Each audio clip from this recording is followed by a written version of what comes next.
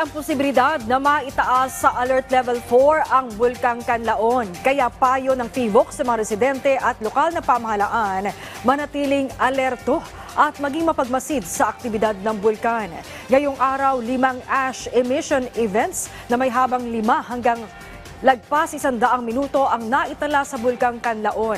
27 volcanic earthquakes din ang naitala kasama ang 9 na volcanic tremor na may habang 14 hanggang lagpas 100 minuto.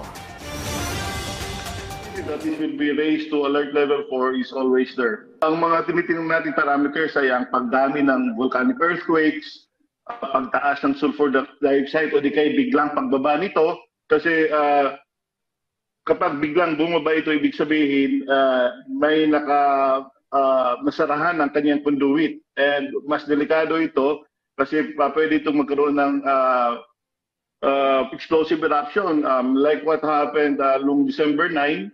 Prior to December 9, biglang bumagsak yung sulfur dioxide niya, naging from around 7,000, biglang nag 1,699 tons per day. So ibig sabihin, hindi makalabas yung sulfur dioxide, may nakabara, and because of overpressurization, kaya po ito sumabog.